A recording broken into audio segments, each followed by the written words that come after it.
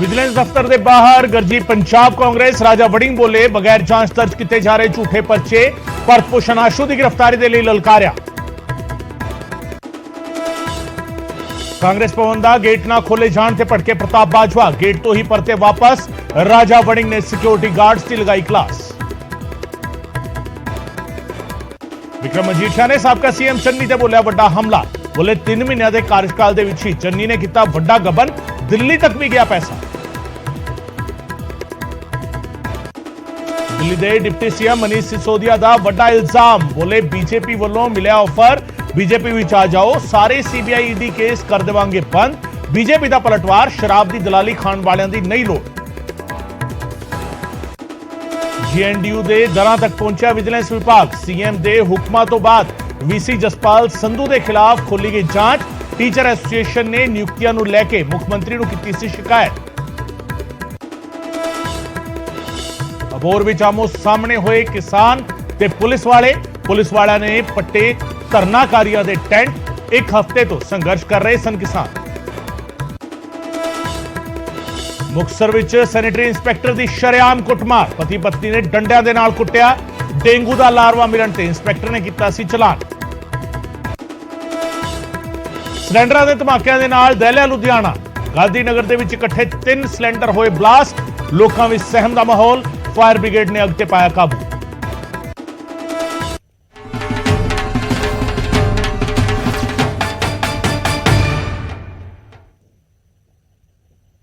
News 18 Punjab Haryana Himachal वेख रहे दर्शकों का स्वागत है। मैं हां गगनदीप चौहान।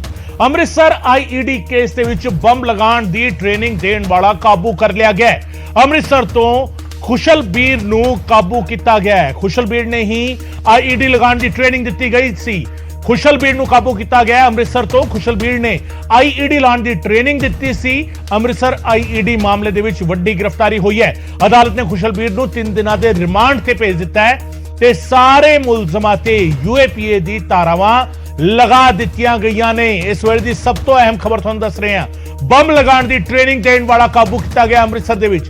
अमृतसर आईईडी केस दे विच खुशलबीर नूं काबू किया गया। खुशलबीर ने ही आईईडी प्लांट करन दी ट्रेनिंग दित्ती सी ते हरपाल ते फतेह नूं बम लगाण दी ट्रेनिंग दित्ती सी। अदालत ने खुशलबीर नूं 3 दिनों के रिमांड से भेजा है।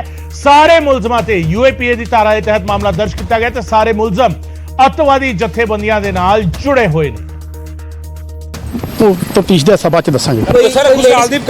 कोई लेडीज भी है तफ्तीश का हिस्सा ने खुशालदीप की तस्वीर ਤੁਹਾਨੂੰ ਸਾਂਝੀ ਕਰ ਰਿਹਾ। ਤੁਸੀਂ ਦੇਖ ਸਕਦੇ ਹੋ ਇਸ ਵੇਲੇ खुशालदीप ਜਿਹੜਾ ਹੈ ਇਸ ਵੇਲੇ ਪੁਲਿਸ ਦੀ ਗਿਰਫਤ 'ਚ ਹੈ ਤਾਂ खुशालदीप ਦਾ ਸਰ ਕਿੰਨੇ ਦਿਨ ਦਾ ਰਿਮਾਂਡ ਹੈ ਜੀ? 25 तक। ਹਾਂਜੀ 25 तक। मेरे सहयोगी राजीव शर्मा साडे नाल फोन लाइन ते जुड़ चुके हैं। राजीव, वड्डी गिरफ्तारी ते हुण जिहड़ा हैगा पुलिस ने जांच जिहड़ी हैगी अगे वधा दित्ती है। खुशलबीर नूं 3 दिनों के रिमांड से अदालत ने भेज दिता है। की कुछ खुलासे हो सकते हैं और किस तरीके काबू विच आया खुशलबीर? हाँ जी बिल्कुल गगनदीप, जेकर असीं पहले दिन की गल करिए जदों असीं सब तो पहला ये जिहड़ी खबर है वो दर्शकों तक पहुंचाई सी और उस वेले सब तो पहला यही हैरानी हुई सी आखिरकार ये 2 जिहड़े लोग ने आखिरकार ये जो दिलबाग सिंह सब इंस्पैक्टर है उसकी ही गड्डी नूं क्यों निशाना बना रहे थे। तो हुण ये गल सामने आई है कि जो रिंदा और लखविंदर जो पूरे इस घटनाक्रम के मास्टरमाइंड ने तो वो किते ना किते दिलबाग सिंह नूं निशाना बनाना चाहते थे। क्योंकि जो हुण गिरफ्तारियां हो रही ने और खुशलबीर की जिहड़ी गिरफ्तारी हुई है वो तरन तारण के भिक्खीविंड तो की गई है। भिक्खीविंड का रहने वाला नौजवान है और सरहदी खेतर के जिहड़े पिंडां दे नाल संबंधित जिहड़े लोग इस दे विच शामिल ने। तो किते ना किते जदों असीं पहले दिन तो ये जानकारी साझी कर रहे थे तो उदों भी ये गल सामने आई थी कि जिहड़ी आईईडी है वो हो सकता है कि पाकिस्तान तो ये जिहड़ी सारी समग्री है वो मंगवाई गई होवे। क्योंकि जदों लुधियाना दे विच कोर्ट कंपलैक्स दे विच ब्लास्ट होया सी तो उस मामले दे विच भी जिहड़ी आईईडी ਦਾ इस्तेमाल किया गया सी वो पाकिस्तान के सरहदी खेतर तो ही जिहड़ी है जिहड़े लोग नशा तस्करी का काम करते हैं और अतवादी संगठनों के नाल जिन्हां दे लिंक ने। तो इस मामले दे विच हाले होर भी गिरफ्तारियां जिहड़ियां ने पुलिस वालों कीतियां जाणियां ने। हालांकि पुलिस का यह कहना कि इस मामले दे विच जिहड़ी जांच है वो हाले जारी है लगातार। भावें लुधियाना की गल करिए और सब तो पहला जिहड़े 2 लोगों को गिरफ्तार किया गया सी दिल्ली के हवाई अड्डे तो और उत्थों ही गिरफ्तारियां का सिलसिला ਸ਼ੁਰੂ ਹੋਇਆ ਸੀ ਤਾਂ ਉਹਨਾਂ ਜਿਹੜੇ ਦੋ ਨੌਜਵਾਨ ਜਿਨ੍ਹਾਂ ਨੂੰ 8 ਦਿਨ ਦਾ ਪੁਲਿਸ ਨੇ ਰਿਮਾਂਡ ਹਾਸਲ ਕੀਤਾ ਸੀ ਤਾਂ ਉਹਨਾਂ ਦੇ ਕੋਲੋਂ ਅੰਮ੍ਰਿਤਸਰ ਦੇ ਜਿਹੜਾ ਸਟੇਟ ਸਪੈਸ਼ਲ ਆਪਰੇਸ਼ਨ ਸੈੱਲ ਹੈ ਉੱਥੇ ਗ੍ਰਿਫਤਾਰੀ ਕਰਨ ਤੋਂ ਬਾਅਦ ਪੁੱਛਗਿੱਛ ਕੀਤੀ ਜਾ ਰਹੀ ਹੈ। ਔਰ ਉੱਥੋਂ ਹੀ ਜਿਹੜੀ ਕੜੀਆਂ ਦੀਆਂ ਜਿਹੜੀ ਕੜੀ ਦਰ ਕੜੀ ਅੱਗੇ ਜੁੜ ਰਹੀ ਹੈ ਉਹਨਾਂ ਦੀ ਹੀ ਪੁੱਛਗਿੱਛ ਤੋਂ ਬਾਅਦ ਇਹ ਜਾਂਚ ਅੱਗੇ ਵੱਧ ਰਹੀ ਹੈ। ਔਰ ਪੁਲਿਸ ਲੁਧਿਆਣੇ ਵੀ ਪਹੁੰਚੀ ਸੀ, ਲੁਧਿਆਣਾ ਤੋਂ ਵੀ ਗ੍ਰਿਫਤਾਰੀਆਂ ਕੀਤੀਆਂ ਗਈਆਂ ਤਾਂ ਅੱਜ ਕੁਸ਼ਲਵੀਰ ਨੂੰ ਜੋ ਹੈ UAPA ਦੀ ਜਿਹੜੀ ਧਾਰਾ ਦੇ ਤਹਿਤ ਉਸ ਦੇ ਖਿਲਾਫ ਕਾਰਵਾਈ ਕੀਤੀ ਗਈ ਔਰ 3 ਦਿਨ ਦੇ ਰਿਮਾਂਡ ਦੇ ਦੌਰਾਨ ਉਸ ਦੀ ਜਿਹੜੀ ਪੁੱਛਗਿੱਛ ਹੈ ਉਸ ਤੋਂ ਬਾਅਦ ਹੋਰ ਵੱਡੇ ਖੁਲਾਸੇ ਜਿਹੜੇ ਨੇ ਉਹ ਲਾਜ਼ਮੀ ਤੌਰ ਤੇ ਹੋਣਗੇ ਔਰ ਉਸ ਤੋਂ ਬਾਅਦ ਇੱਕ ਕਨੈਕਸ਼ਨ ਸਾਹਮਣੇ ਆਏਗਾ ਕਿ ਆਖਿਰਕਾਰ ਇਹ ਪੂਰਾ ਜਿਹੜਾ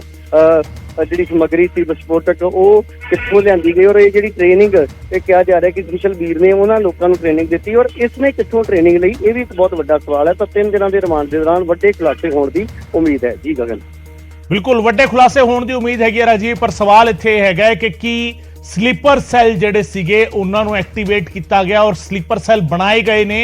ਇਹ ਆਪਣੇ ਆਪ ਵਿੱਚ ਚੈਲੰਜਿੰਗ ਪੋਜੀਸ਼ਨ ਹੈ। ਜੇਕਰ ਇੱਕ ਸ਼ਖਸ ਜਿਸ ਨੂੰ ਅੰਮ੍ਰਿਤਸਰ ਤੋਂ ਗ੍ਰਿਫਤਾਰ ਕੀਤਾ ਜਾਂਦਾ ਹੈ, ਜਿਸ ਨੂੰ ਅੰਮ੍ਰਿਤਸਰ ਤੋਂ ਫੜਿਆ ਜਾਂਦਾ ਹੈ ਔਰ ਉਹ IED ਫਿੱਟ ਕਰਨ ਦੀ ਟ੍ਰੇਨਿੰਗ ਦੇ ਰਿਹਾ ਸੀ 2 ਹੋਰ ਲੋਕਾਂ ਨੂੰ, ਇਹ ਆਪਣੇ ਆਪ ਵਿੱਚ ਚੈਲੰਜਿੰਗ ਪੋਜੀਸ਼ਨ ਹੈਗੀ ਹੈ ਪੁਲਿਸ ਦੇ ਲਈ ਵੀ, ਸੁਰੱਖਿਆ ਏਜੰਸੀਆਂ ਦੇ ਲਈ ਵੀ। ਸਿਰਫ ਇਸ ਕੇਸ ਵਿੱਚ ਨਹੀਂ, ਓਵਰਆਲ ਸੁਰੱਖਿਆ ਪੈਰਾਮੀਟਰ ਨੂੰ ਜੇਕਰ ਦੇਖਿਆ ਜਾਵੇ ਤਾਂ ਵੀ ਇਹ ਇੱਕ ਆਪਣੇ ਆਪ ਵਿੱਚ ਵੱਡਾ ਚੈਲੰਜ ਹੈਗਾ ਪੁਲਿਸ ਦੇ ਲਈ ਵੀ ਔਰ ਸੁਰੱਖਿਆ ਏਜੰਸੀਆਂ ਲਈ ਵੀ। ਰਾਜੀਵ, ਪੁਲਿਸ ਦੇ ਲਈ 2 ਵੱਡੇ ਚੈਲੰਜ ਨੇ। ਇੱਕ ਤਾਂ ਇਹ ਕਿ ਇਸ ਪੂਰੇ ਮਾਮਲੇ ਦੇ ਵਿੱਚ ਜਿਹੜੀਆਂ ਗ੍ਰਿਫਤਾਰੀਆਂ ਹੋਈਆਂ ਨੇ ਉਹਨਾਂ ਦੇ ਵਿੱਚ ਇੱਕ ਜਿਹੜਾ ਨੌਜਵਾਨ ਗ੍ਰਿਫਤਾਰ ਕੀਤਾ ਗਿਆ ਉਹ ਖੁਦ ਪੰਜਾਬ ਆਰਮਡ ਫੋਰਸਿਸ ਦੇ ਵਿੱਚ ਤੈਨਾਤ ਹੈ ਔਰ ਇੱਕ ਕਾਂਸਟੇਬਲ ਦੇ ਅਹੁਦੇ ਤੇ ਉਹ ਤੈਨਾਤ ਸੀ, ਇੱਕ ਸਿਆਸਤਦਾਨ ਦਾ ਉਹ ਗਨਮੈਨ ਵੀ ਸੀ। ਤਾਂ ਇੱਕ ਪਹਿਲਾਂ ਤਾਂ ਸਭ ਤੋਂ ਪਹਿਲਾਂ ਇਹ ਹੈਰਾਨੀ ਵਾਲੀ ਗੱਲ ਹੋਈ ਔਰ ਦੂਸਰੀ ਜੋ ਕਿ ਟੈਕਨੋਲੋਜੀ ਜਿਹੜੀ ਹੈ ਜਿਸ ਦਾ ਇਸਤੇਮਾਲ ਕੀਤਾ ਜਾਂਦਾ ਉਹ ਪੁਲਿਸ ਦੇ ਲਈ ਹਮੇਸ਼ਾ ਇੱਕ ਚੁਣੌਤੀ ਜ਼ਰੂਰ ਰਹਿੰਦੀ। ਹਾਲਾਂਕਿ ਸਾਨੂੰ ਇਹ ਜ਼ਰੂਰ ਲੱਗਦਾ ਕਿ ਸਲੀਪਰ ਸੈੱਲ ਜਿਹੜੇ ਨੇ ਉਹ ਕੰਮ ਕਰ ਰਹੇ ਨੇ, ਪਰ ਉਹ ਸਲੀਪਰ ਸੈੱਲ ਦੇ ਨਾਲ ਜਿਹੜੀਆਂ ਵੱਖ-ਵੱਖ ਟੈਕਨੋਲੋਜੀ ਹੈ, ਇੰਟਰਨੈਟ ਜਾਂ ਵੱਖ-ਵੱਖ ਜਿਹੜੀਆਂ ਐਪਲੀਕੇਸ਼ਨਸ ਨੇ ਉਹਨਾਂ ਦੇ ਰਾਹੀਂ ਹਮੇਸ਼ਾ ਸਰਗਰਮ ਰਹਿੰਦੇ ਨੇ ਔਰ ਉਹਨਾਂ ਦੀ ਹੀ ਭੂਮਿਕਾ ਇਸ ਮਾਮਲੇ ਦੇ ਵਿੱਚ ਵੀ ਲਾਜ਼ਮੀ ਤੌਰ ਤੇ ਸਾਹਮਣੇ ਆਏਗੀ ਕਿਉਂਕਿ ਇੰਟਰਨੈਟ ਦੀ ਵਰਤੋਂ ਦੇ ਨਾਲ ਹੀ ਇਹ ਜਿਹੜੇ ਪਾਕਿਸਤਾਨ ਦੇ ਵਿੱਚ ਇਹਨਾਂ ਦੇ ਅਸੀਂ ਕਹੀਏ ਕਿ ਇਹਨਾਂ ਦੇ ਆਕਾ ਜਾਂ ਫਿਰ ਵਿਦੇਸ਼ਾਂ ਦੇ ਵਿੱਚ ਜਿਹੜੇ ਇਹਨਾਂ ਨੂੰ ਇਸਤੇਮਾਲ ਕਰਨ ਵਾਲੇ ਲੋਕ ਨੇ ਉਹ ਉਹਨਾਂ ਐਪਲੀਕੇਸ਼ਨ ਦੇ ਜ਼ਰੀਏ ਹੀ ਇਹਨਾਂ ਦੇ ਨਾਲ ਸੰਪਰਕ ਦੇ ਵਿੱਚ ਰਹਿੰਦੇ ਨੇ ਔਰ ਉੱਥੋਂ ਹੀ ਇਹਨਾਂ ਵੱਲੋਂ ਆਦੇਸ਼ ਵੀ ਦਿੱਤੇ ਜਾਂਦੇ ਨੇ। ਔਰ ਇਸ ਮਾਮਲੇ ਦੇ ਵਿੱਚ ਜਿਹੜੀ ਹੈਰਾਨ ਕਰਨ ਵਾਲੀ ਗੱਲ ਸੀ ਕਿ ਜਿਹੜਾ ਮੋਬਾਈਲ ਉਸ IED ਦੇ ਨਾਲ ਰੱਖਿਆ ਗਿਆ ਸੀ ਔਰ ਉੱਥੋਂ ਵੀ ਬਾਹਰ ਤੋਂ ਹੀ ਜੋ ਹੈ ਰਿੰਦੇ ਨੇ ਜਾਂ ਲਖਵਿੰਦਰ ਨੇ ਕਾਲ ਕਰਨੀ ਸੀ ਔਰ ਉਸ ਤੋਂ ਬਾਅਦ ਇਹ ਜ਼ੋਰਦਾਰ ਧਮਾਕਾ ਜਿਹੜਾ ਹੋਣਾ ਸੀ। ਹਾਲਾਂਕਿ ਇਹਨਾਂ ਦੀਆਂ ਜਿੰਨੀਆਂ ਵੀ ਪਲੈਨਿੰਗਸ ਨੇ ਉਹ ਧਰਾਈਆਂ ਰਹਿ ਗਈਆਂ ਔਰ ਇਸ ਮਾਮਲੇ ਦੇ ਵਿੱਚ ਅਸੀਂ ਦੱਸਿਆ ਸੀ ਕਿ ਜੇਕਰ ਉਹ ਅਵਾਰਾ ਕੁੱਤਾ ਉਸ ਗੱਡੀ ਦੇ ਕੋਲ ਨਾ ਆਉਂਦਾ ਤਾਂ ਸ਼ਾਇਦ ਅੱਜ ਤਸਵੀਰ ਕੁਝ ਹੋਰ ਹੁੰਦੀ ਔਰ ਹੋ ਸਕਦਾ ਕਿ ਜਿਹੜੇ ਲੋਕ ਹੁਣ ਤੱਕ ਗ੍ਰਿਫਤਾਰ ਹੋ ਚੁੱਕੇ ਨੇ ਉਹ ਵੀ ਹਾਲੇ ਪੁਲਿਸ ਦੀ ਗ੍ਰਿਫਤ ਤੋਂ ਬਾਹਰ ਹੁੰਦੇ। ਤਾਂ ਪੁਲਿਸ ਨੂੰ ਕਾਮਯਾਬੀ ਜ਼ਰੂਰ ਮਿਲ ਰਹੀ ਹੈ ਔਰ ਇਸ ਮਾਮਲੇ ਦੇ ਵਿੱਚ ਆਉਣ ਵਾਲੇ ਦਿਨਾਂ ਦੇ ਵਿੱਚ ਪੁਲਿਸ, ਜਿਸ ਤਰ੍ਹਾਂ ਮੈਂ ਪਹਿਲਾਂ ਵੀ ਕਿਹਾ ਕਿ ਵੱਡੇ ਖੁਲਾਸੇ ਵੀ ਕਰੇਗੀ ਔਰ ਇਹਨਾਂ ਦੇ ਕਿੱਥੇ ਜੁੜੇ ਹੋਏ ਨੇ ਇਸ ਬਾਰੇ ਵੀ ਪੁਲਿਸ ਹੁਣ ਪਤਾ ਲਗਾਉਣ ਦੀ ਕੋਸ਼ਿਸ਼ ਦੇ ਵਿੱਚ ਲੱਗੀ ਹੋਈ ਹੈ। ਜੀ बहुत बहुत शुक्रिया राजीव, फिलहाल इस तमाम जानकारी के लिए। राजीव शर्मा मेरे सहयोगी जानकारी दे रहे सन और जिस तरीके ये मामला सामने है उसने किते ना किते कई सारे सवाल पुलिस के सामने खड़े किते ने और आस है की जा रही है कि आने वाले दिनों के विच पुलिस जिहड़ी हैगी आने वाले दिनों के विच इन्हां सारे सवालों के जवाब जिहड़ा हैगा वो दे सकती है। बहुत खुलासे जिहड़े हैगे पंजाब पुलिस फिलहाल कर सकती है। इस दे नाल पुछगिछ तो बाद खुशलबीर दे नाल जिहड़ा हैगा पुछ पड़ताल होवेगी और उस तो बाद खुलासे जिहड़े हैगे वो किते जाणगे। उधर अमृतसर IED मामले ਦੇ ਵਿੱਚ ਵੱਡਾ ਖੁਲਾਸਾ ਇਹ ਹੋਇਆ ਕਿ ਅਤਵਾਦੀ ਰਿੰਦਾ ਦੇ ਖਿਲਾਫ ਗਵਾਹੀ ਦੇਣ ਤੋਂ ਰੋਕਣ ਦੀ ਸਾਰੀ ਕੋਸ਼ਿਸ਼ ਸੀ। SI ਦਿਲਬਾਗ ਸਿੰਘ ਦਾ ਕਤਲ ਕਰਨ ਦੀ ਸਾਜ਼ਿਸ਼ ਸੀ। ਜੀ ਹਾਂ, ਅਤਵਾਦੀ ਰਿੰਦਾ ਦੇ ਖਿਲਾਫ ਗਵਾਹੀ ਨਾ ਦਿੱਤੀ ਜਾ ਸਕੇ ਇਸ ਲਈ ਇਹ ਸਾਰੀ ਕੋਸ਼ਿਸ਼ ਕੀਤੀ ਗਈ ਸੀ। ਰਿੰਦਾ ਦੇ ਖਿਲਾਫ ਮਾਮਲੇ ਦੀ ਜਾਂਚ SI ਦਿਲਬਾਗ ਸਿੰਘ ਕਰ ਰਿਹਾ ਹੈ। ਸਬ ਇੰਸਪੈਕਟਰ ਦਿਲਬਾਗ ਸਿੰਘ ਮੁਲਜ਼ਮਾਂ ਦੇ ਫੋਨ ਦੇ ਨਾਲ IED ਕਨੈਕਟ ਸੀ ਤੇ ਇਸ ਮਾਮਲੇ ਦੇ ਵਿੱਚ ਹੀ ਜਿਹੜਾ ਹੈਗਾ IED ਮਾਮਲੇ ਵਿੱਚ ਖੁਲਾਸਾ ਇਹ ਹੋਇਆ ਕਿ ਲਖਬੀਰ ਦੇ ਫੋਨ ਕਰਨ ਦੇ ਨਾਲ ਜਿਹੜਾ ਹੈਗਾ ਇਹ ਬਲਾਸਟ ਹੋ ਸਕਦਾ ਸੀ ਤੇ ਅਤਵਾਦੀ ਰਿੰਦਾ ਦੇ ਖਿਲਾਫ ਗਵਾਹੀ ਦੇਣ ਤੋਂ ਰੋਕਣ ਦੀ ਇੱਕ ਕੋਸ਼ਿਸ਼ ਸੀ। SI ਦਿਲਬਾਗ ਸਿੰਘ ਜਿਹੜਾ ਹੈਗਾ ਉਸ ਦਾ ਕਤਲ ਕਰਨ ਦੀ ਸਾਜ਼ਿਸ਼ ਸੀ ਤੇ ਰਿੰਦਾ ਦੇ ਖਿਲਾਫ ਮਾਮਲੇ ਦੀ ਜਾਂਚ SI sub inspector Dilbagh Singh ਕਰ ਰਿਹਾ ਤੇ ਮਾਮਲੇ ਦੇ ਵਿੱਚ ਰਿੰਦਾ ਦੇ ਖਿਲਾਫ ਕਈ ਸਬੂਤ ਵੀ ਜੁਟਾਏ ਗਏ ਨੇ। ਮੁਲਜ਼ਮਾਂ ਦੇ ਫੋਨ ਦੇ ਨਾਲ IED ਕਨੈਕਟ ਸੀ। ਕੈਨੇਡਾ ਵਿੱਚ ਬੈਠੇ ਅਤਵਾਦੀ ਲਖਬੀਰ ਨੇ ਫੋਨ ਕਰਨਾ ਸੀ ਤੇ ਲਖਬੀਰ ਦੇ ਫੋਨ ਕਰਨ ਦੇ ਨਾਲ ਹੀ ਹੋਣਾ ਸੀ ਬਲਾਸਟ। जी हाँ, तकनीक समझने की कोशिश करो। IED ਜਿਹੜਾ ਹੈਗਾ ਪਲਾਂਟ ਕਿੱਥੇ ਕੀਤਾ ਜਾ ਰਿਹਾ ਹੈ। ਇੱਕ ਸਬ ਇੰਸਪੈਕਟਰ ਦੇ ਘਰ ਦੇ ਬਾਹਰ ਉਸਦੀ ਗੱਡੀ ਖੜੀ ਹੈ, ਉਸਦੇ ਥੱਲੇ IED ਪਲਾਂਟ ਕੀਤਾ ਜਾ ਰਿਹਾ ਹੈ ਔਰ ਉਸਦੀ ਪਲਾਂਟਿੰਗ ਦੇ ਨਾਲ ਜਿਹੜਾ ਹੈਗਾ ਕਨੈਕਟ ਹੈਗਾ ਇੱਕ ਮੋਬਾਈਲ ਫੋਨ। ਉਸ ਮੋਬਾਈਲ ਫੋਨ ਤੇ ਫੋਨ ਕਰ ਰਿਹਾ 7 ਸਮੁੰਦਰ ਪਾਰ ਬੈਠਾ ਇੱਕ ਸ਼ਖਸ ਮੋਡਸ ਆਪਰੈਂਡੀ ਕੀ ਹੈਗੀ ਹੈ, ਪੂਰੇ ਜੁਰਮ ਨੂੰ ਅੰਜਾਮ ਦੇਣ ਦੀ। ਦਹਿਸ਼ਤਗਰਦ ਜਿਹੜੇ ਹੈਗੇ ਕਿਸ ਤਰੀਕੇ ਤਿਆਰੀ ਕਰ ਰਹੇ ਨੇ। ਪੰਜਾਬ ਨੂੰ ਦਹਿਲਾਣ ਦੀ ਸਾਜ਼ਿਸ਼ ਸੀਗੀ ਇਹ, ਜਿਸ ਦਾ ਕਿਤੇ ਨਾ ਕਿਤੇ ਵਕਤ ਰਹਿੰਦਿਆਂ ਪਰਦਾਫਾਸ਼ ਹੋਇਆ, ਭੰਡਾਫੋੜ ਹੋਇਆ, ਔਰ ਉਸ ਤੋਂ ਬਾਅਦ ਜਿਸ ਤਰੀਕੇ ਖੁਲਾਸੇ ਹੋ ਰਹੇ ਨੇ ਉਹ ਆਪਣੇ ਆਪ ਵਿੱਚ ਚੈਲੰਜਿੰਗ ਪੋਜੀਸ਼ਨ ਇਸ ਵੇਲੇ ਬਣਿਆ ਹੋਇਆ ਹੈ। ਚੈਲੰਜਿੰਗ ਪੋਜੀਸ਼ਨ ਕਿਉਂ ਹੈ? ਕਿਉਂਕਿ ਆਈਈਡੀ ਨੂੰ ਪਲਾਂਟ ਕਰਨਾ, ਆਈਈਡੀ ਨੂੰ ਫਿਟ ਕਰਨਾ ਔਰ ਇਸ ਨੂੰ ਫਿਟ ਕਰਨ ਦੀ ਟ੍ਰੇਨਿੰਗ ਦੇਣਾ, ਇਹ ਸ਼ਖਸ ਜਿਹੜਾ ਹੈਗਾ ਪੰਜਾਬ ਦੇ ਵਿੱਚ ਮੌਜੂਦ ਸੀਗਾ, ਜਿਸ ਦੀ ਅੱਜ ਗ੍ਰਿਫਤਾਰੀ ਹੋਈ ਹੈ।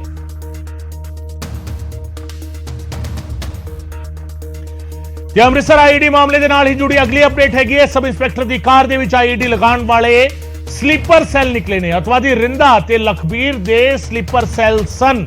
ਜੀ ਹਾਂ, ਪੰਜਾਬ ਦੇ ਵਿੱਚ ਸਲੀਪਰ ਸੈੱਲ, ਇਹ ਸੁਣਨ ਵਿੱਚ ਅਜੀਬ ਲੱਗ ਸਕਦਾ ਹੈ, ਪਰ ਇਹ ਸੱਚਾਈ ਹੈ ਕਿ ਅਤਵਾਦੀ ਰਿੰਦਾ ਦੇ ਸਲੀਪਰ ਸੈੱਲ ਸੀਗੇ ਪੰਜਾਬ ਦੇ ਵਿੱਚ, ਜਿਨ੍ਹਾਂ ਨੇ ਇਹ ਆਈਈਡੀ ਪਲਾਂਟ ਕੀਤਾ ਸੀ।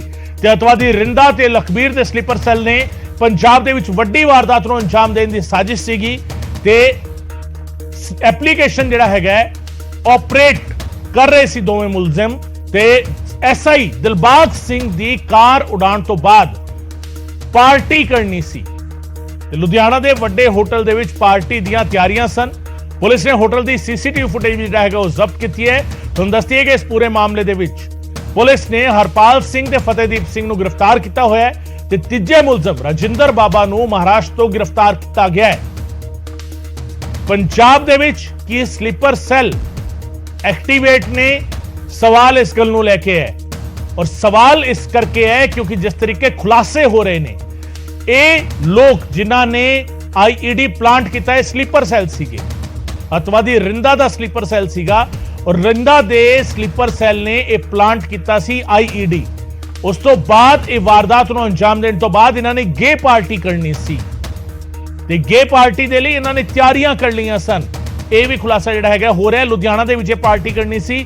ਹੁਣ ਇੱਕ ਇੱਕ ਕਰਕੇ ਕੜੀਆਂ ਜਿਹੜੀਆਂ ਨੇ ਉਹ ਜੁੜਦੀਆਂ ਜਾ ਰਹੀਆਂ ਨੇ ਔਰ ਪਰਤਾਂ ਜਿਹੜੀਆਂ ਨੇ ਉਹ ਖੁੱਲਦੀਆਂ ਜਾ ਰਹੀਆਂ ਨੇ।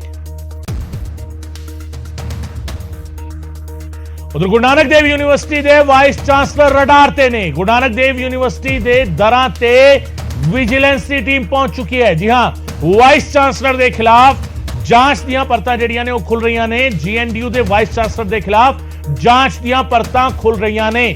ਇਸ ਵੇਲੇ ਦੀ ਅਹਿਮ ਖਬਰ ਤੁਹਾਨੂੰ ਦੱਸ ਰਹੇ ਹਾਂ। ਸੀਐਮ ਦੇ ਹੁਕਮਾਂ ਤੋਂ ਬਾਅਦ ਵਿਜੀਲੈਂਸ ਨੇ ਜਾਂਚ ਸ਼ੁਰੂ ਕੀਤੀ ਹੈ। ਨਿਯੁਕਤੀਆਂ ਨੂੰ ਲੈ ਕੇ ਵੀਸੀ ਦੇ ਖਿਲਾਫ ਐਕਸ਼ਨ ਜਿਹੜਾ ਹੈਗਾ ਉਹ ਲੈਣ ਦੀ ਤਿਆਰੀ ਕੀਤੀ ਜਾ ਰਹੀ ਹੈ। ਟੀਚਰ ਐਸੋਸੀਏਸ਼ਨ ਨੇ ਸੀਐਮ ਨੂੰ ਬਕਾਇਦਾ ਸ਼ਿਕਾਇਤ ਕੀਤੀ ਸੀ ਲਿਖਤੀ ਤੌਰ ਤੇ। ਨਿਯੁਕਤੀਆਂ ਨੂੰ ਲੈ ਕੇ ਸਵਾਲ ਖੜੇ ਕੀਤੇ ਸੀ ਔਰ ਸੀਐਮ ਦੇ ਹੁਕਮਾਂ ਤੋਂ ਬਾਅਦ ਵਿਜੀਲੈਂਸ ਦੀ ਜਾਂਚ ਸ਼ੁਰੂ ਹੋਈ ਹੈ। ਨਿਯੁਕਤੀਆਂ ਨੂੰ ਲੈ ਕੇ ਵੀਸੀ ਦੇ ਖਿਲਾਫ ਐਕਸ਼ਨ ਜਿਹੜਾ ਹੈਗਾ ਉਸ ਦੀ ਮੰਗ ਟੀਚਰ ਐਸੋਸੀਏਸ਼ਨ ਨੇ ਕੀਤੀ ਸੀ। ਟੀਚਰ ਐਸੋਸੀਏਸ਼ਨ ਨੇ ਸੀਐਮ ਨੂੰ ਸ਼ਿਕਾਇਤ ਭੇਜੀ ਸੀ। ਪ੍ਰੋਫੈਸਰਾਂ ਤੇ ਹੋਰ ਨਿਯੁਕਤੀਆਂ ਨੂੰ ਲੈ ਕੇ ਸ਼ਿਕਾਇਤ ਜਿਹੜੀ ਹੈਗੀ ਹੈ ਉਹ ਕੀਤੀ ਗਈ ਹੈ। ਔਰ ਇਸ ਵੇਲੇ doctor Jaspal Singh vice chancellor ਨੇ ਗੁਰੂ ਨਾਨਕ ਦੇਵ ਯੂਨੀਵਰਸਿਟੀ ਦੇ, ਸਾਡੇ ਨਾਲ ਜੁੜ ਰਹੇ ਨੇ। ਡਾਕਟਰ ਸਾਹਿਬ, ਕਾਫੀ ਵੱਡਾ ਸਵਾਲ ਹੈਗਾ ਔਰ ਕਈ ਸਾਰੇ ਇਲਜ਼ਾਮ ਜਿਹੜੇ ਹੈਗੇ ਆ ਉਹ ਤੁਹਾਡੇ ਉੱਤੇ ਲਗਾ ਰਹੀ ਹੈ ਟੀਚਰ ਐਸੋਸੀਏਸ਼ਨ, ਤੇ ਹੁਣ ਵਿਜੀਲੈਂਸ ਜਾਂਚ ਜਿਹੜੀ ਹੈਗੀ ਉਹ ਕਰਨ ਜਾ ਰਹੀ ਹੈ ਸਾਰੇ ਪੂਰੇ ਮਾਮਲੇ ਦੀ। ਤੁਸੀਂ ਕੀ ਕਹਿਣਾ ਚਾਹੁੰਦੇ ਹੋ? ਦੇਖੋ, ਗੱਲ ਇਦਾਂ ਹੈ ਜੀ ਕਿ ਹਰ ਏਜੰਸੀ ਨੂੰ ਹੈਗਾ ਰਾਈਟ ਪਤਾ ਕਰਨ ਦਾ ਕਿ ਕੀ ਸੱਚ ਹੈ ਕੀ ਝੂਠ ਹੈ ਜੀ। ਤੇ ਸਾਨੂੰ ਸਰਕਾਰ ਨੇ ਪੁੱਛਿਆ, ਸਰਕਾਰ ਨੇ ਜਵਾਬ ਦੇ ਦਿੱਤਾ। ਜੇ ਕੋਈ ਹੋਰ ਏਜੰਸੀ ਪੁੱਛੇਗੀ ਉਹਨੂੰ ਵੀ ਜਵਾਬ ਦੇਵਾਂਗੇ। 100% ਓਨੈਸਟੀ ਪ੍ਰੋਪਰਟੀ ਨਾਲ ਕੰਮ ਕੀਤਾ, ਕੋਈ ਵੀ ਹੇਰਾਫੇਰੀ ਨਹੀਂ ਹੈਗੀ ਇਸ ਵਿੱਚ। ਤੇ ਅਸੀਂ ਜਿਹੜਾ ਵੀ ਕੋਈ ਜਵਾਬ ਮੰਗੇਗਾ ਜਵਾਬ ਦੇਣਾ ਸਾਡਾ ਬਣਦਾ ਹੈ।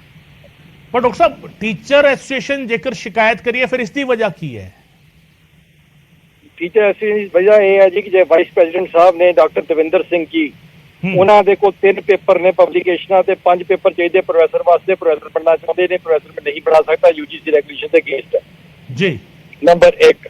ਨੰਬਰ 2, ਲਖਵਿੰਦਰ ਸਿੰਘ ਜੀ ਪ੍ਰਧਾਨ ਸਾਹਿਬ ਜਿਹੜੇ ਹੈਗੇ ਉਹ ਰਜਿਸਟਰ ਲੱਗਣਾ ਚਾਹੁੰਦੇ ਨੇ। ਕਈਆਂ ਤੋਂ ਪ੍ਰੈਸ਼ਰ ਪਵਾ ਚੁੱਕੇ ਨੇ, 2 ਵਾਰੀ ਅਪਲਾਈ ਕਰ ਚੁੱਕੇ ਨੇ। ਰਜਿਸਟਰ ਐਸ ਪ੍ਰੈਜ਼ੀਡੈਂਟ ਦਾ ਹੈਗਾ ਉਹ ਚੌਥੇ ਨੰਬਰ ਸੀਨੀਅਰਿਟੀ ਦਾ ਬੰਦਾ, ਚੌਥੇ ਨੰਬਰ। ਮੈਂ ਨਹੀਂ ਲਗਾਇਆ, ਮੇਰੇ ਤੋਂ ਪਹਿਲਾਂ ਦਾ ਲੱਗਾ, ਮੈਂ ਨਹੀਂ, ਮੇਰੇ ਵਾਲੇ ਕੰਟੀਨਿਊ ਸਰਵ ਕਰ ਰਿਹਾ। ਉਹ ਚੌਥੇ ਨੰਬਰ ਸੀਨੀਅਰਿਟੀ ਤੇ ਆਉਂਦਾ। ਪਹਿਲੇ 3 ਡੀਨ ਲੱਗ ਚੁੱਕੇ ਨੇ ਤੇ ਇਹ ਜਿਹੜਾ ਹੈਗਾ, ਇਹ ਜਿਹੜੇ ਡੀਨ ਹੈਗੇ ਰਜਿਸਟਰ ਲੱਗਣ ਨੂੰ ਨਹੀਂ ਚਾਹੁੰਦੇ, ਲੱਗਣਾ ਚਾਹੁੰਦੇ ਕਿ ਲੋਅਰ ਪੋਸਟ ਹੁੰਦੀ ਹੈ। ਤੇ ਸੀਨੀਅਰ ਮੋਸਟ ਜਿਹੜਾ ਬੰਦਾ ਹੈਗਾ ਉਹ ਰਜਿਸਟਰ ਜਿਹੜਾ ਹੈਗਾ ਉਹੀ ਰਜਿਸਟਰ ਲੱਗਿਆ ਹੋਇਆ। ਜਿਹੜੇ ਸਕੱਤਰ ਸਾਹਿਬ ਨੇ, ਸੈਣੀ ਸਾਹਿਬ ਨੇ, ਉਹਨਾਂ ਦੇ ਕੋਈ ਨਾ ਕੋਈ ਘਪਲੇਵਾਲੀ ਵਾਲੇ ਕੋਈ ਸਮਥਿੰਗ ਉਹਦੇ ਕੋਈ ਇਨਕੁਆਇਰੀ ਹੈਗੀ ਸਰਕਾਰ ਵੱਲੋਂ, ਮਾਰ ਕੋਈ ਬੰਦ ਕਰਾਉਣਾ ਚਾਹੁੰਦੇ ਨੇ। ਆਹ ਗੱਲਾਂ ਜੀ, ਹੋਰ ਕਦੀ ਗੱਲਾਂ ਹੈ। ਤੇ ਡਾਕਟਰ ਸਾਹਿਬ ਹੁਣ ਜਿਵੇਂ ਤੁਹਾਨੂੰ ਲੈ ਕੇ ਕੁਐਸਚਨ ਕੀਤੇ ਜਾ ਰਹੇ ਨੇ ਵਿਜੀਲੈਂਸ, ਹਾਲਾਂਕਿ ਵਿਜੀਲੈਂਸ ਦੇ ਸਾਹਮਣੇ ਤੁਸੀਂ ਆਪਣਾ ਪੱਖ ਰੱਖਿਆ ਹੋਣਾ ਹੈ ਤੇ ਤੁਸੀਂ ਔਨਰ ਵੀ ਸਾਨੂੰ ਵੀ ਦੱਸ ਰਹੇ ਹੋ, ਨਿਊਜ਼ 18 ਪੰਜਾਬ ਦੇ ਦਰਸ਼ਕਾਂ ਨੂੰ ਵੀ ਦੱਸ ਰਹੇ ਹੋ ਕਿ ਵਜ੍ਹਾ ਅਸਲ ਵਿੱਚ ਕੀ ਹੈਗੀ ਹੈ। ਹੁਣ ਤੁਹਾਡੇ ਲਈ ਕਿਸ ਤਰੀਕੇ ਕੰਮ ਕਰਨਾ ਸੌਖਾ ਰਹੇਗਾ ਯੂਨੀਵਰਸਿਟੀ ਦੇ ਵਿੱਚ, ਕਿਉਂਕਿ ਵਿਜੀਲੈਂਸ ਦੀ ਜਾਂਚ ਵੀ ਸ਼ੁਰੂ ਹੋ ਰਹੀ ਹੈ ਔਰ ਰਜਿਸਟ੍ਰੇਸ਼ਨ ਵੀ ਅਗੇਂਸਟ ਹੈਗੀ? ਮੈਨੂੰ ਕੋਈ ਫਰਕ ਨਹੀਂ ਪੈਂਦਾ, ਕਿਉਂਕਿ ਐਸੋਸੀਏਸ਼ਨ ਜਿਹੜੀ ਨਾਨ ਇਲੈਕਟਿਡ ਐਸੋਸੀਏਸ਼ਨ ਹੈ 50 ਸਾਲਾਂ ਵਿੱਚ ਸਿਰ ਇੱਕ ਵਾਰੀ ਇਲੈਕਸ਼ਨ ਹੋਈ ਸੀ। ਇਹੀ 4 ਬੰਦੇ ਆਪਣੇ ਨੋਮੀਨੇਸ਼ਨ ਫਾਈਲ ਕਰਦੇ ਨੇ, ਉਹੀ ਪ੍ਰਧਾਨ ਬਣ ਜਾਂਦੇ, ਉਹੀ ਸਕੱਤਰ ਬਣ ਜਾਂਦੇ, ਉਹੀ ਐਕਸਪਰਟ ਕਰਦੇ ਨੇ। ਮੈਨੂੰ ਕੋਈ ਮੈਟਰ ਨਹੀਂ ਕਰਦਾ, ਮੈਂ ਕਮਿਊਨਿਟੀ ਵਿੱਚ ਕੰਮ ਕੀਤਾ, ਜਦ ਮੈਂ ਆਪਣੇ ਉਸੇ ਤਰੀਕੇ ਨਾਲ ਕੰਮ ਕਰਦੇ ਰਹਿਣਾ, ਮੈਨੂੰ ਕੋਈ ਫਰਕ ਨਹੀਂ ਪੈਂਦਾ। ਬਾਕੀ ਮੈਂ ਓਪਨ ਫॉर ਯੂਨੀਵਰਸਿਟੀ, ਹਰ ਚੀਜ਼ ਵਾਸਤੇ ਓਪਨ ਹੈ। ਜਿਹੜਾ ਮਰਜੀ ਆ ਕੇ ਜਿਹੜਾ ਮਰਜੀ ਡਾਕੂਮੈਂਟ ਦੇਖ ਸਕਦਾ ਹੈਗਾ, ਇਹ ਰਾਈਟ ਹੈ ਉਹਨਾਂ ਦਾ, ਹਰ ਏਜੰਸੀ ਦਾ ਰਾਈਟ ਹੈ। ਬਿਲਕੁਲ ਉਹਨਾਂ ਦੇਾਂਗੇ, ਜੇ ਕੱਲ ਨੂੰ ਈਡੀ ਪੁੱਛਦੀ ਈਡੀ ਨੂੰ ਦੇਾਂਗੇ, ਜਿਹੜਾ ਵੀ ਪੁੱਛੇਗਾ ਅਸੀਂ ਦੇਾਂਗੇ ਡਾਕੂਮੈਂਟ। ਯਾਨੀ ਤੁਹਾਡਾ ਕਹਿਣ ਦਾ ਮਤਲਬ ਇਹ ਹੈਗਾ ਕਿ ਬਿਲਕੁਲ ਤੁਹਾਡੇ ਵੱਲੋਂ 100% ਟਰਾਂਸਪੇਰੈਂਸੀ ਵਰਤੀ ਗਈ ਹੈ ਕਿਸੇ ਵੀ ਨਿਯੁਕਤੀ ਵਿੱਚ? Sir kindly beat the teachers of university and students and you will find out ਕਿੰਨੀ ਓਨੈਸਟੀ ਨਾਲ ਕੰਮ ਹੋਇਆ ਹੈ। ਐਂਡ ਮੈਂ ਸਪੈਸ਼ਲੀ ਮੈਂ is known for being exceedingly honest and exceedingly stickler to rules। ਚਲੋ ਬਹੁਤ ਸ਼ੁਕਰੀਆ ਡਾਕਟਰ ਜਸਪਾਲ ਸਿੰਘ ਸਾਡੇ ਨਾਲ ਗੱਲ ਕਰਨ ਦੇ ਲਈ। Doctor Jaspal Singh vice chancellor Guru Nanak Dev university ਸਾਡੇ ਨਾਲ ਗੱਲ ਕਰ ਰਹੇ ਸੀਗੇ ਔਰ ਸਿੱਧੇ ਤੌਰ ਤੇ ਉਹਨਾਂ ਨੇ ਕਿਹਾ ਕਿ ਇਹ ਜੋ ਕੀਤਾ ਜਾ ਰਿਹਾ ਹੈ ਐਸੋਸੀਏਸ਼ਨ ਦੇ ਕੁਝ ਅਹੁਦੇਦਾਰ ਨੇ ਜਿਹੜੇ ਚਾਹੁੰਦੇ ਨੇ ਕਿ ਮੈਂ ਨਿਯਮਾਂ ਨੂੰ ਪਾਸੇ ਕਰਕੇ ਉਹਨਾਂ ਨੂੰ ਉਹ ਜਿਹੜੀ ਮੰਗ ਕਰ ਰਹੇ ਨੇ, ਕੋਈ ਪ੍ਰੋਫੈਸਰ ਬਣਨਾ ਚਾਹੁੰਦਾ ਹੈ, ਕੋਈ ਰਜਿਸਟਰਾਰ ਬਣਨਾ ਚਾਹੁੰਦਾ ਔਰ ਇਸ ਦੇ ਲਈ ਪ੍ਰੈਸ਼ਰ ਪਾਇਆ ਜਾ ਰਿਹਾ ਹੈ, ਇਹ ਵਾਈਸ ਚਾਂਸਲਰ ਦਾ ਪੱਖ ਸੀਗਾ। ਹਾਲਾਂਕਿ ਵਿਜੀਲੈਂਸ ਜਿਹੜੀ ਹੈਗੀ ਉਹ ਜਾਂਚ ਕਰੇਗੀ ਔਰ ਉਹਨਾਂ ਨੇ ਇਹ ਵੀ ਕਿਹਾ ਕਿ ਵਿਜੀਲੈਂਸ ਆ ਕੇ ਸਾਰੇ ਡਾਕੂਮੈਂਟਸ ਚੈੱਕ ਕਰ ਸਕਦੀ ਹੈ। ਮੈਂ ਰੂਲਸ ਰੈਗੂਲੇਸ਼ਨ ਤੇ ਸਟ੍ਰਿਕਟ ਰਿਹਾ ਔਰ ਇਸ ਲਈ ਮੈਂ ਜਾਣਿਆ ਜਾਂਦਾ ਹੈ ਔਰ ਇਸ ਕਰਕੇ ਮੈਨੂੰ ਕਿਸੇ ਵੀ ਜਾਂਚ ਤੋਂ ਕੋਈ ਕਿਸੇ ਵੀ ਤਰੀਕੇ ਦਾ ਡਰ ਨਹੀਂ ਹੈਗਾ। ਮੈਂ ਜਾਂਚ ਦੇ ਲਈ ਤਿਆਰ ਹਾਂ, ਏਜੰਸੀਜ਼ ਦਾ ਹੱਕ ਹੈਗਾ ਉਹ ਆ ਕੇ ਜਾਂਚ ਕਰ ਸਕਦੀਆਂ ਨੇ ਔਰ ਜਾਂਚ ਦੇ ਲਈ ਮੈਂ ਤਿਆਰ ਹਾਂ, ਉਹ ਆ ਕੇ ਚੈੱਕ ਕਰ ਸਕਦੀਆਂ ਨੇ, ਦਸਤਾਵੇਜ਼ ਚੈੱਕ ਕਰ ਸਕਦੀਆਂ ਨੇ। ਸੋ ਇਹ ਤਸਵੀਰ ਜਿਹੜੀ ਹੈਗੀ ਹੈ ਪੂਰੇ ਮਾਮਲੇ ਦੀ ਇੱਕ ਹੋਰ ਤਸਵੀਰ ਜਿਹੜੀ ਹੈਗੀ ਹੈ ਉਹ ਸਾਹਮਣੇ ਆਈ ਹੈ। ਵਾਈਸ ਚਾਂਸਲਰ ਦਾ ਪੱਖ ਜਿਹੜਾ ਹੈਗਾ ਉਹ ਸਾਹਮਣੇ ਆਇਆ। ਰਾਜੀਵ ਮੇਰੇ ਸਹਿਯੋਗੀ ਸਾਡੇ ਨਾਲ ਜੁੜ ਰਹੇ ਨੇ। ਰਾਜੀਵ, ਵਾਈਸ ਚਾਂਸਲਰ ਸਾਹਿਬ ਸਾਡੇ ਨਾਲ ਜੁੜੇ ਸੀਗੇ ਔਰ ਉਹਨਾਂ ਨੇ ਜਿਹੜਾ ਹੈਗਾ ਸਵਾਲ ਜਿਹੜੇ ਹੈਗੇ ਹੈ ਐਸੋਸੀਏਸ਼ਨ ਦੇ ਅਹੁਦੇਦਾਰਾਂ ਤੇ ਖੜੇ ਕੀਤੇ ਨੇ ਇਸ ਪੂਰੇ ਮਾਮਲੇ ਨੂੰ ਲੈ ਕੇ। ਜੀ ਬਿਲਕੁਲ ਗਗਨ, ਜਿੱਥੋਂ ਤੱਕ ਕਿਉਂਕਿ ਨਿਊਜ਼ 18 ਦੀ ਸਭ ਤੋਂ ਪਹਿਲੀ ਕੋਸ਼ਿਸ਼ ਇਹੀ ਹੁੰਦੀ ਹੈ ਕਿ ਕਿਸੇ ਦੇ ਉੱਪਰ ਵੀ ਕੋਈ ਜੇਕਰ ਇਲਜ਼ਾਮ ਲੱਗੇ ਨੇ ਤਾਂ ਪਹਿਲਾਂ ਉਹਨਾਂ ਇਲਜ਼ਾਮਾਂ ਦੀ ਘੋਖ ਕੀਤੀ ਜਾਵੇ, ਉਸ ਤੋਂ ਬਾਅਦ ਜਿਸ ਦੇ ਉੱਪਰ ਇਲਜ਼ਾਮ ਨੇ ਉਸੇ ਪੱਖ ਦੀ ਵੀ ਜਿਹੜੀ ਆ ਪੱਖ ਲੈਣ ਦੀ ਕੋਸ਼ਿਸ਼ ਕੀਤੀ ਜਾਵੇ। ਇਹੀ ਸਾਡੀ ਕੋਸ਼ਿਸ਼ ਸੀ ਔਰ ਡਾਕਟਰ ਜਸਪਾਲ ਸੰਧੂ ਨੇ ਆਪਣਾ ਪੱਖ ਵੀ ਰੱਖਿਆ। ਹੁਣ ਅਸੀਂ ਗੱਲ ਕਰਦੇ ਹਾਂ ਟੀਚਰਸ ਐਸੋਸੀਏਸ਼ਨ ਦੀ, ਤਾਂ ਉਹਨਾਂ ਵੱਲੋਂ ਜਿਹੜੀ ਚਿੱਠੀ ਲਿਖੀ ਗਈ ਸੀ ਕੁਝ ਦੇਰ ਬਾਅਦ ਅਸੀਂ ਉਹ ਵੀ ਆਪਣੀ ਟੀਵੀ ਸਕਰੀਨ ਤੇ ਆਪਣੇ ਦਰਸ਼ਕਾਂ ਦੇ ਨਾਲ ਜ਼ਰੂਰ ਸਾਂਝੀ ਕਰਾਂਗੇ ਕਿ ਆਖਿਰਕਾਰ ਉਸ ਦੇ ਵਿੱਚ ਕਿਹੜੇ ਇਲਜ਼ਾਮ ਲਗਾਏ ਗਏ ਨੇ। ਤਾਂ ਹੁਣ ਮੈਂ ਜਿਸ ਤਰ੍ਹਾਂ ਡਾਕਟਰ ਜਸਪਾਲ ਸੰਧੂ ਨੇ ਗੱਲ ਕਹੀ ਕਿ ਇੱਕ ਜਿਹੜਾ ਅਹੁਦੇਦਾਰ ਹੈ ਐਸੋਸੀਏਸ਼ਨ ਦਾ ਉਹ ਰਜਿਸਟਰਾਰ ਬਣਨਾ ਚਾਹੁੰਦਾ ਹੈ ਔਰ ਦੂਸਰਾ ਤਾਂ ਇਸ ਦੇ ਵਿੱਚ ਵੀਸੀ ਦੀ ਨਿਯੁਕਤੀ ਦੇ ਨਾਲ ਜੋ ਡੀਨ ਅਕੈਡਮਿਕ ਨੇ ਔਰ ਉਸ ਦੇ ਨਾਲ ਹੀ ਜਿਹੜੇ ਰਜਿਸਟਰਾਰ ਨੇ ਮੌਜੂਦਾ ਯੂਨੀਵਰਸਿਟੀ ਦੇ, ਉਹਨਾਂ ਦੀ ਨਿਯੁਕਤੀ ਦੇ ਉੱਪਰ ਵੀ ਸਵਾਲ ਖੜੇ ਕੀਤੇ ਗਏ ਨੇ। ਤਾਂ ਇਹ 3 ਨਿਯੁਕਤੀਆਂ ਤੋਂ ਇਲਾਵਾ ਉਹਨਾਂ ਦਾ ਕਹਿਣਾ ਕਿ ਬਹੁਤ ਸਾਰੇ ਐਸੇ ਪ੍ਰੋਫੈਸਰ ਨੇ ਜਾਂ ਫਿਰ ਜਿਹੜੇ ਵੱਖ-ਵੱਖ ਵਿਭਾਗਾਂ ਦੇ ਮੁਖੀ ਨੇ ਤਾਂ ਉਹਨਾਂ ਨੂੰ ਨਿਯੁਕਤ ਕਰਨ ਦੇ ਵਿੱਚ ਬਹੁਤ ਸਾਰੀਆਂ ਬੇਨਿਯਮੀਆਂ ਜਿਹੜੀਆਂ ਨੇ ਉਹ ਦੇਖਣ ਨੂੰ ਮਿਲੀਆਂ। ਹਾਲਾਂਕਿ ਇਹ ਜਾਂਚ ਦਾ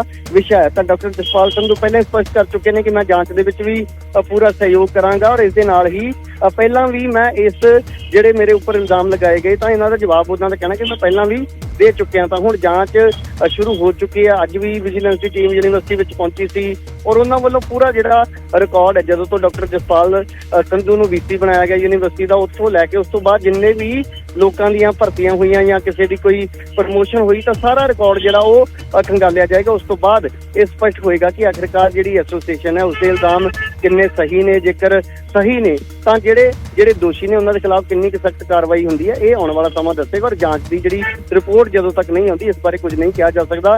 ਪਰ ਫਿਲਹਾਲ ਜਿਹੜੇ ਐਸੋਸੀਏਸ਼ਨ ਦੇ ਪ੍ਰਧਾਨ ਨੇ ਡਾਕਟਰ ਲਖਵਿੰਦਰ ਸਿੰਘ, ਉਹਨਾਂ ਦੇ ਨਾਲ ਵੀ ਅਸੀਂ ਸੰਪਰਕ ਕੀਤਾ ਤਾਂ ਉਹਨਾਂ ਦਾ ਕਹਿਣਾ ਸੀ ਕਿ ਅਸੀਂ ਇਸ ਵੇਲੇ ਚੰਡੀਗੜ੍ਹ ਦੇ ਵਿੱਚ ਆ, 1-2 ਦਿਨ ਦੇ ਵਿੱਚ ਜਦੋਂ ਵਾਪਸ ਆਉਣਗੇ ਤਾਂ ਉਹਨਾਂ ਦੇ ਨਾਲ ਵੀ ਜ਼ਰੂਰ ਗੱਲ ਕੀਤੀ ਜਾਏਗੀ। ਪਰ ਉਹ ਜਿਹੜੀ ਚਿੱਠੀ ਹੈ ਉਹ ਕੁਝ ਦੇਰ ਬਾਅਦ ਅਸੀਂ ਜ਼ਰੂਰ ਆਪਣੇ ਦਰਸ਼ਕਾਂ ਦੇ ਨਾਲ ਸਾਂਝੀ ਕਰਾਂਗੇ ਕਿ ਉਸ ਦੇ ਵਿੱਚ ਆਖਿਰਕਾਰ ਯੂਨੀਵਰਸਿਟੀ ਦੇ ਵੀਸੀ ਔਰ ਤਮਾਮ ਜਿਹੜੇ ਹੋਰ ਅਹੁਦੇਦਾਰ ਨੇ ਉਹਨਾਂ ਦੇ ਉੱਪਰ ਇਲਜ਼ਾਮ ਕੀ ਲੱਗੇ। ਜੀ ਗਗਨ, बहुत बहुत शुक्रिया राजीव इस तमाम जानकारी के लिए। राजीव शर्मा मेरे सहयोगी जानकारी दे रहे सन कि पूरे का पूरा मामला जिहड़ा हैगा इस दे विच चिट्ठी जिहड़ी लिखी गई है, जिहड़ी एसोसीएशन ने लिखी है, वो चिट्ठी भी असीं अपने दर्शकों को दिखावांगे, उन्होंने दसांगे कि की कुछ चिट्ठी दे विच इल्जाम लाए गए ने।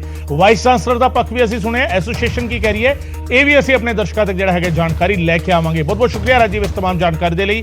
राजीव शर्मा मेरे सहयोगी जानकारी दे रहे सन इस पूरे मामले के बारे, जिथे वाइस चांसलर कह रहे हैं कि वो हरेक जांच के लिए तैयार ने, उत्थे टीचर एसोसीएशन का दूजा पक्ष है वो कह रहे हैं कि असीं चिट्ठी लिखी हुई है, उस दे विच डिटेल हैगी है, किहड़े-किहड़े इल्जाम ने उन्हां दी डिटेल जिहड़ी हैगी है उस चिट्ठी दे विच लिखी गई।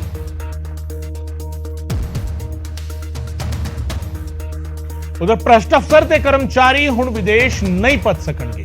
हुण पीआर लैण वाले अधिकारियों ते विजिलेंस दी नजर होवेगी।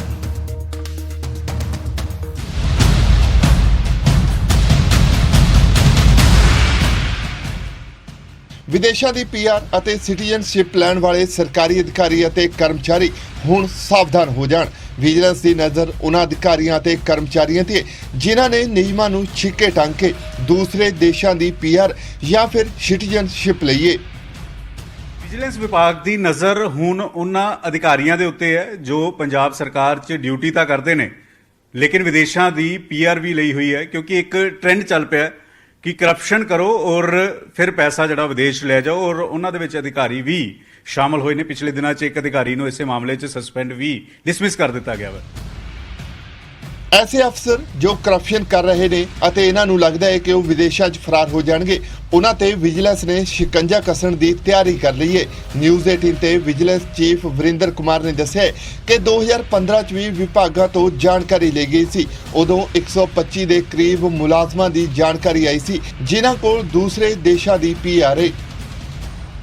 2015 ਚ ਮੈਂ ਚੈੱਕ ਕਰਵਾਇਆ ਕਿ ਸਾਰੇ ਡਿਪਾਰਟਮੈਂਟਸ ਤੋਂ ਡਾਟਾ ਕਲੈਕਟ ਕੀਤਾ ਗਿਆ ਸੀ ਕਿ ਕਿਹੜੇ ਅਫਸਰ ਹੈਗੇ ਜਿਨ੍ਹਾਂ ਨੇ ਪੀਆਰ ਜਾਂ ਇਸ ਤਰ੍ਹਾਂ ਦੇ ਗ੍ਰੀਨ ਕਾਰਡ ਜਾਂ ਬਾਹਰਲੇ ਜਿਹੜੇ ਕੰਟਰੀ ਦੀ ਸਿਟੀਜ਼ਨਸ਼ਿਪ ਲਿੱਤੀ ਹੋਈ ਹੈ। ਅਰਾਊਂਡ 125 ਜਾਂ 130 ਅਫਸਰ ਸੀ, ਉਹਦਾ ਫਿਰ ਲਿਖ ਕੇ ਵਿਜੀਲੈਂਸ ਨੇ ਗਵਰਨਮੈਂਟ ਨੂੰ ਭੇਜ ਦਿੱਤਾ ਸੀ। ਵਿਜੀਲੈਂਸ ਚੀਫ ਨੇ ਦੱਸਿਆ ਕਿ ਨਿਯਮਾਂ ਮੁਤਾਬਕ ਕੋਈ ਵੀ ਸਰਕਾਰੀ ਮੁਲਾਜ਼ਮ ਪੀਆਰ ਨਹੀਂ ਲੈ ਸਕਦਾ। ਕਈ ਐਸੇ ਨੇ ਜੋ ਇਹੀ ਸੋਚ ਕੇ ਪੀਆਰ ਲੈਂਦੇ ਨੇ ਕਿ ਕਰਪਸ਼ਨ ਕਰਕੇ ਫਰਾਰ ਹੋ ਜਾਣਗੇ, ਆਪਣੇ ਬੱਚੇ ਸੈੱਟ ਕਰਦੇ ਨੇ, ਹਵਾਲਾ ਜਰੀਏ ਪੈਸੇ ਬਾਹਰ ਭੇਜਦੇ ਨੇ ਅਤੇ ਜਦ ਜਾਂਚ ਸ਼ੁਰੂ ਹੁੰਦੀ ਹੈ ਤਾਂ ਖੁਦ ਵੀ ਫਰਾਰ ਹੋ ਜਾਂਦੇ ਨੇ। ਉਹ ਇਹ ਤਾਂ ਕਰ ਹੀ ਨਹੀਂ ਸਕਦੇ ਐਸ ਪਰ ਉਹ, ਨਾ ਹੀ ਤੁਸੀਂ ਕੋਈ ਪੀਆਰ ਲੈ ਸਕਦੇ ਹੋ, ਨਾ ਹੀ ਕੋਈ ਗ੍ਰੀਨ ਕਾਰਡ ਲੈ ਸਕਦੇ ਡਿਊਰਿੰਗ ਸਰਵਿਸ। ਤੇ ਨਾਲ ਹੀ ਬੱਚੇ ਵਗੈਰਾ ਵੀ ਉੱਥੇ ਭੇਜ ਦਿੰਦੇ ਆ ਤੇ ਇੱਥੋਂ ਜਿਹੜਾ ਵੈ ਜਿਹੜੀ ਪੈਸਾ ਜਿਹੜਾ ਕਰਪਸ਼ਨ ਦਾ ਕਰਕੇ ਕਮਾ ਕੇ ਉੱਥੇ ਭੇਜਦੇ ਰਹਿੰਦੇ ਹੈਗੇ ਆ।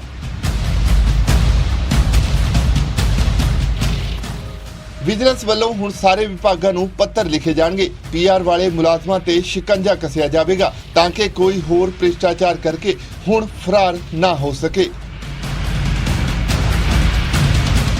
ਵਿਜੀਲੈਂਸ ਟੀਮ ਦੀ ਨਜ਼ਰ ਹੁਣ ਉਹਨਾਂ ਅਧਿਕਾਰੀਆਂ ਦੇ ਉੱਤੇ ਹੈ ਜਿਹੜੇ ਸਰਵਿਸ ਦੇ ਦੌਰਾਨ ਪੀਆਰ ਲੈ ਕੇ ਬੈਠੇ ਨੇ ਔਰ ਕਰਪਸ਼ਨ ਕਰਦੇ ਨੇ, ਆਪਣੇ ਬੱਚੇ ਭੇਜ ਦਿੰਦੇ ਆ, ਹਵਾਲਾ ਦੇ ਜ਼ਰੀਏ ਪੈਸਾ ਚਲੇ ਜਾਂਦਾ ਹੈ ਔਰ ਉੱਥੇ ਸੈਟਲ ਹੋ ਜਾਂਦੇ ਆ ਔਰ ਪੰਜਾਬ ਦੇ ਪੱਲੇ ਕੁਝ ਨਹੀਂ ਪੈਂਦਾ ਕਿਉਂਕਿ ਉਹ ਤਾਂ ਵਿਦੇਸ਼ ਵਿੱਚ ਸੈੱਟ ਹੋ ਚੁੱਕੇ ਨੇ। ਕੈਮਰਾਮੈਨ ਸੁਖਜਿੰਦਰ ਦੇ ਨਾਲ ਪੰਕਜ ਕਪਾਈ, ਨਿਊਜ਼ 18 ਚੰਡੀਗੜ੍ਹ।